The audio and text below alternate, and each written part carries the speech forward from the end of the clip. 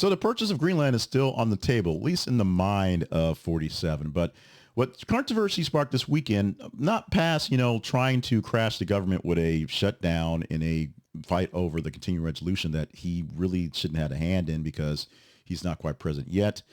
But a couple of statements he made this weekend. The big one that we're actually focusing on here that he put out in Truth Social was retaking Panama, threatening to retake Panama. The president-elect has recently expressed concerns regarding the canal, or I'm sorry, I said Panama, the Panama Canal, not the whole nation, just the canal strip that we built almost 100 years ago, particularly focusing on the fees of that canal that U.S. vessels and potential foreign influences are out there going forward.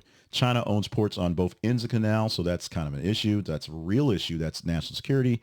But Trump is all about the dollar signs, all about the fees. That's what he's really focusing on. And he's put this out in Truth Social, his media platform, criticizing the exorbitant fees imposed on American ships and suggested that the canal's management might be under undue influence from foreign governments, specifically China, who are making them charge us a bit extra.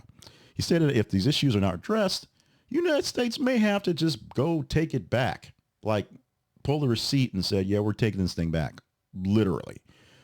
The response from Panamanian President Jose Raul Molino firmly rejected Trump's assertions, emphasizing the Panama's sovereignty and the canal's ownership, denying any improper foreign control. Molino stated that the canal remains under Panamanian authority and its fees are determined by experts to ensure fairness and neutrality in global trade. Essentially, everybody gets charged the same amount. You are everybody. You'll get charged what we charge as well. No discounts for you, Senor Trump.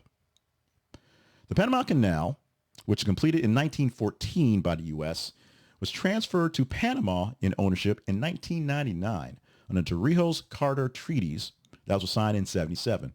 Carter signed a treaty in the 70s saying, in 20 years, this all will be yours. And it was. And since then, Panama has managed the canal to ensure its operations as a neutral international waterway for vital global commerce. Anybody who wants through gets through as long as they pay the toll. The toll gets his money and everybody is happy. Trump's comments have sparked discussions about international agreements. We've talked about NAFTA, we've talked about Canada being the 51st country. Hopefully Puerto Rico gets a shot at that before Canada does. And of course, specifically to this canal, its strategic importance where it is. The move to alter the current status would be complex, probably wouldn't even be possible. International law negotiations would be all over the place. Just like buying Greenland isn't really up for bids, but it's a Trump thing. Trump said a lot of things, and we'll get into a lot of things he said probably throughout the day today in clips and things going on throughout the week going forward, because Trump says a lot of things. But the Panama thing became a big thing, and more things he said at a speech, a rally for him, a presentation for Turning Point USA for a conference, was that there's a lot of day one stuff happening.